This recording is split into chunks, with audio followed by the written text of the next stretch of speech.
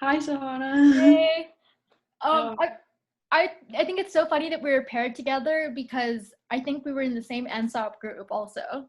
yes, and we've worked together since intro to Yeah, we had to write improvisation. our group partner essay together. So that's Yeah, nice. and it's been awesome to see your work throughout and No, seeing same like with the you. final culmination of everything because I think it's super impressive and awesome. And it was also exciting to see the way that you've brought in so many ideas that we've been talking about through our courses, Yeah, comparative yeah. No, same with literature. you. Like your paper was so enjoyable to read and I learned so much from it. Also, I also didn't know that she was Max Ernst's lover. Not that that matters, but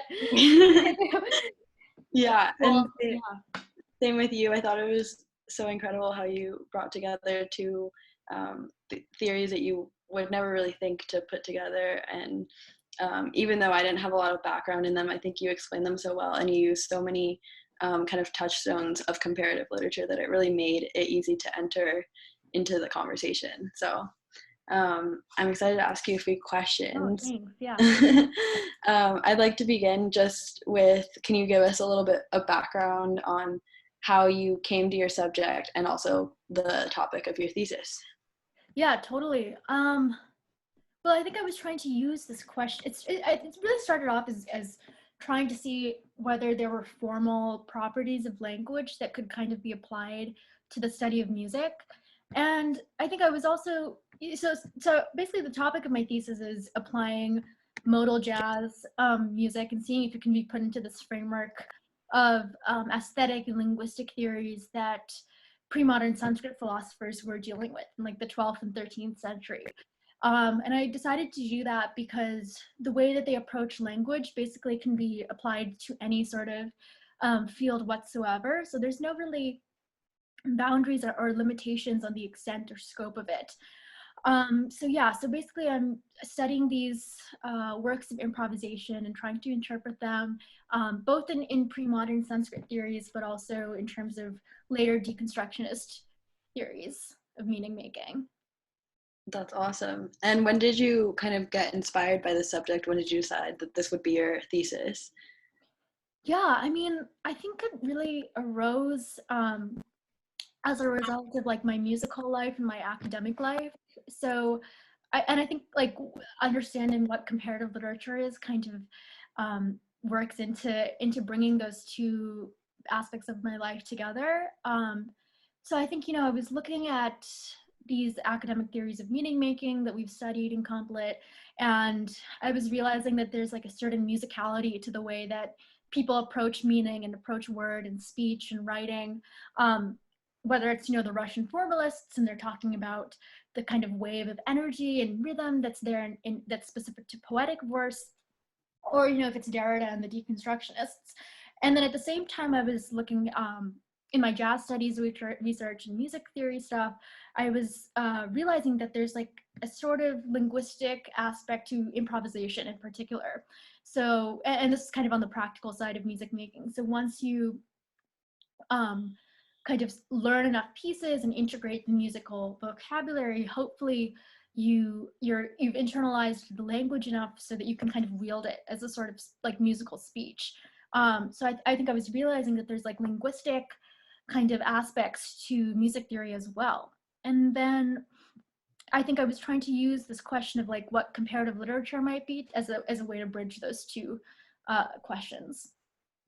Yeah, I was super impressed by the way you just started this kind of with the broader framework of how your project can kind of bring more meaning, deeper meaning, and a deeper understanding of the idea of comparative literature. And I was just wondering like how you chose to frame that and um, how you came to articulate the stakes of your project within that framework because it obviously worked really well, but Yeah. I don't think we would necessarily even think that we could really like translate jazz as something that's going to exist within a literary framework. Right, right. Yeah, I think it's just, the question of what is comparative literature has been just brought up and posed again and again. Like on the first day of our class in our senior seminar, Yeah, that question was posed. And then I think when in that one lecture that Professor Rosalind Morris, gave, she also kind of posed that question.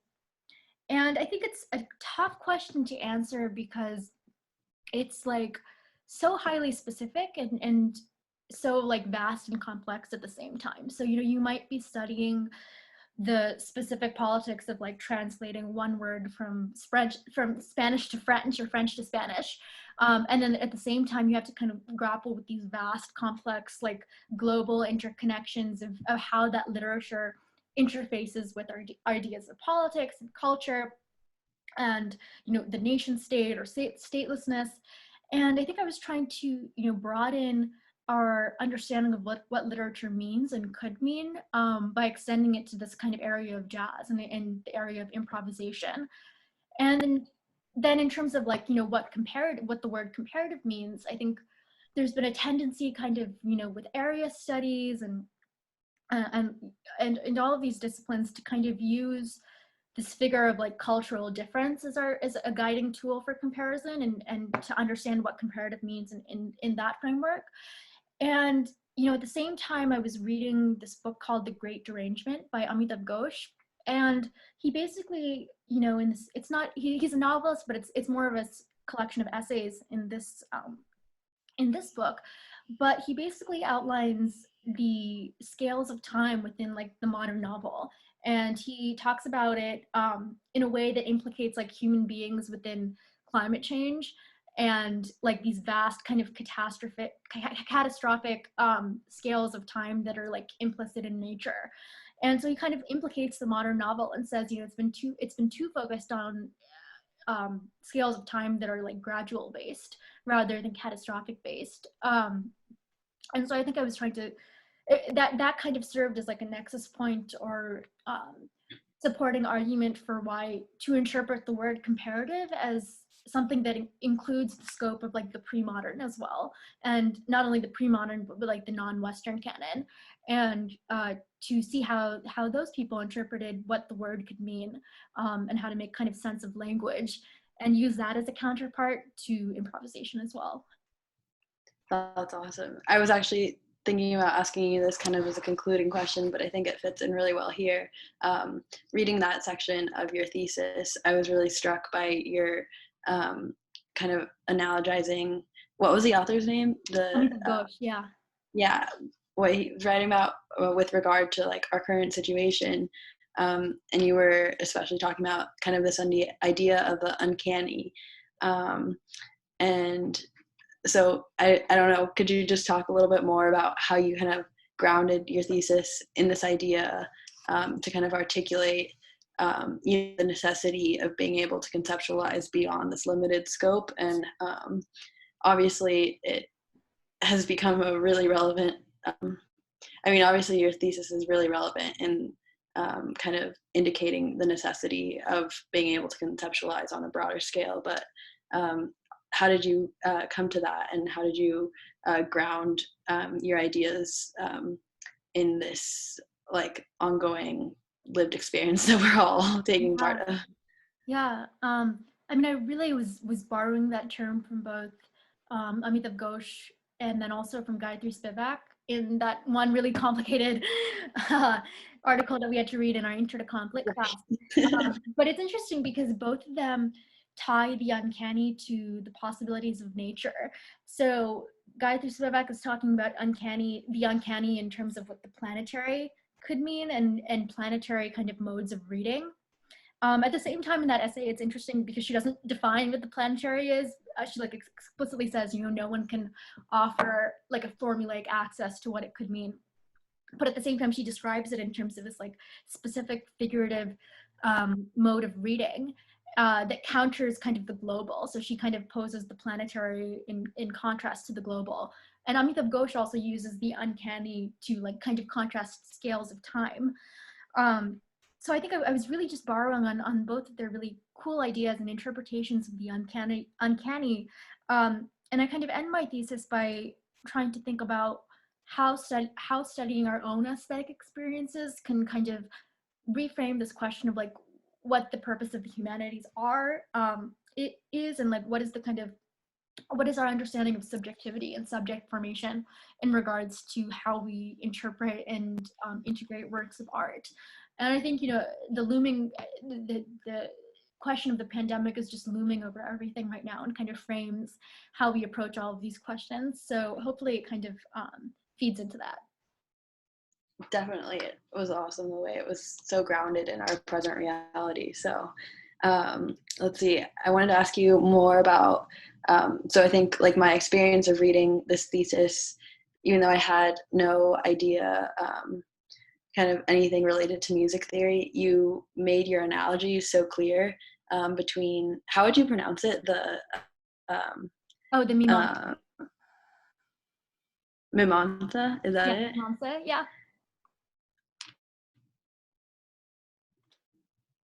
Sorry, you froze a little bit. Yeah, so you explained it so well, and then you were able to overlap it so so well. There was a lot of interweaving, and I loved how it went back and forth, but kind of every piece was explained for me through this framework. So I came, even though I had no background knowledge of music theory, I came out of it kind of feeling like I had really understood some of the fundamental concepts of jazz. And so I was wondering, you did mention a few contradictions or inconsistencies that you encountered in this translation. And I was wondering how you came to negotiate those. Yeah, it was really difficult, I think, because first of all, like that pre-modern Sanskrit theory is so rich and complex that I had to keep on returning to it to like understand what they were saying. And as I was doing my work, I initially thought that maybe it could be put in conversation immediately um, with modal jazz.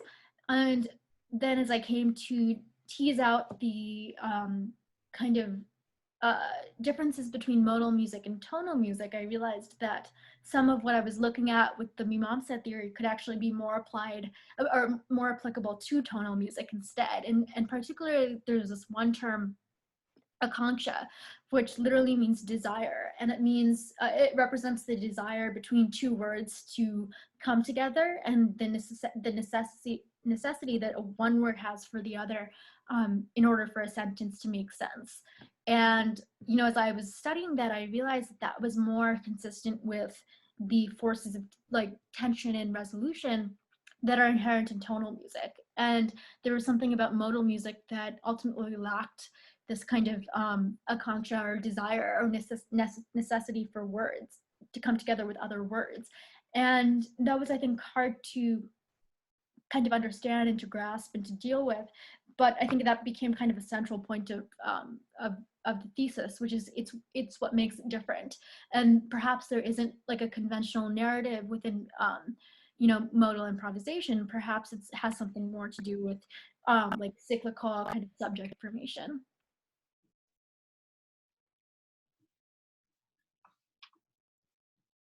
Wow, that's awesome. Sounds like you have another thesis to write, go totally different traction to take with that, but that's incredible. Actually, yeah, on that point, I was wondering like, what were some of, as you were researching and writing, like what were some of the ideas or concepts you came across that you wanted to explore more, but obviously didn't fit in with your narrow framework?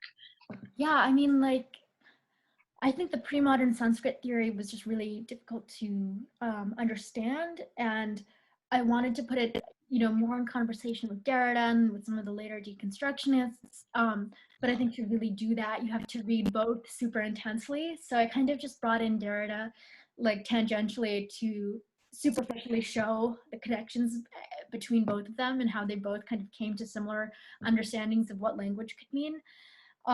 But I think that's like a whole nother project and a whole nother door that I want to explore and to think about in the future. Right. Yeah. I was really, really impressed by your use of so much theory. Like we talked about, like you said, we've spoken about Spivak's idea of the planetary. We talked about that in our intro seminar, and I remember we were all super lost. And then I don't think we ever read Derrida in a comparative literature class, but I was wondering, you clearly have an above introductory understanding of all of these, and did you come across these theories, deconstruction, through any of your other classes, or were you just doing a lot of reading on your own, or did you read it during your thesis? I'm just kind of curious how you developed a theoretical framework. Yeah, I think I just realized that everyone was referencing Derrida, in their I know, I've come across that too. Yeah, and I think that I realized, I had never read it, never read him before. And I think he's really cool because you can put him in conversation with so many different things and make it work, kind of. So I actually came across it, an interview that he did with a jazz musician, where he like explicitly talks about the relationship between speech and writing, and like musical text and improvisation. And so I knew that there was like some sort of connection there. But yeah, like there's just so many resources to look into more and to like read about, and I felt definitely overwhelmed at times by the vastness of information out there, and there's just so much to read also. So I feel like I just kind of scratched the surface when I was doing the research for my thesis, and I just found all these different points and different doors that could kind of lead into other corridors of information and knowledge. But yeah, I hadn't really read him in other classes. I feel like I just did a very cursory kind of study into what his main kind of theories were. But definitely, like, there's so much more there, for sure. Yeah, but super cool the way you did it and the way you framed it, and were able to use it to bring it together, all these different elements. Let's see what other, I have so many questions. Let's see. Okay, so I was really struck by some of the ways that you seemed to talk about music. And so here's an example sentence. You say, especially your theorization of it, and you were saying, here's a little excerpt. In translating the melodic material, the improviser exposes the processes of their own subject formation, becoming a substratum of depersonalized emotion for the audience's pleasure. And I really enjoy reading these kinds of strong theoretical underpinnings. And I was just wondering about your own knowledge and experience as a musician, whether these were kind of theories that you were developing on your own through your experience, or if this is kind of part of like a broader framework of musical theory. Yeah. I mean, what I was really doing there was taking the literary theories that these Sanskrit literary theoreticians had, and seeing if they could be applied to the study of music. I don't think I was drawing so much on my musical experience in writing the thesis, but definitely in terms of applying literary terms to music. So seeing if there's like like a narrative, or if there's certain formalist elements of the music that could be translated, or could be borrowed from literary terms of analysis, and seeing if they kind of fit with each other with that. Wow. And was that kind of your project from the get-go? Were you pretty, let's say, like, did you come into your thesis knowing exactly what you were going to do, or did it come out slightly differently? Yeah, it came out so differently than what I thought it would be. I think I started with wondering, could I just prove the statement of whether music is a language or not? And then I think that just kind of branched off into so many different directions. Because then it became about what theories of meaning making was I using to determine whether or not music was a language, and what were the politics involved in that. Why one form of music over another, why choose improvisation as a form, and what form of improvisation, or what style of improvisation am I looking at. And I think what the thing about a thesis is that it has to be like highly specific, because there's not so many pages. So it becomes kind of like a really nuanced question that you're looking at. Although the first questions that you start off with are probably really broad in general. Right. But yeah, no, I think to me, you definitely proved that music is a language. I came across really strongly. Like, I want to highlight one particular idea that you use. You were talking about like the Matza universal idea, the idea of a universal to a particular. So you use the example of how cow means, I guess maybe you're better at explaining this, but it's like the concept of cow, right? You're not referring to a particular cow, but then when you put that in a sentence and you say the cow in the field, that suddenly the kind of cohesion of different words are meaning in a sentence. So how did you translate, like, for example, that concept into a musical concept? I think I was trying to look at deep underlying structure of how language is kind of built in that example, and then how language is built within the musical example as well. So I kind of posited this idea of a musical universal, which I understood to be the mode, which is different from a scale. But particularly thinking about how maybe musical sentences or musical phrases in the modal context perhaps refer back to universal class properties of sounds rather than particular instances of those sounds.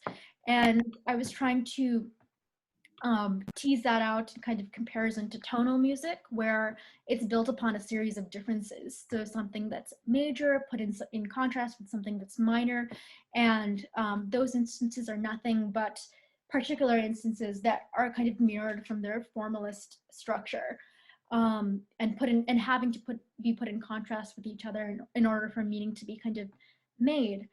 Versus this kind of idea of a musical universal, which, I don't know if it's successful or not, but I was just hoping to kind of see if there's similarities in like the deep structure, deep kind of grammar of both that particular example and the musical example. That's awesome.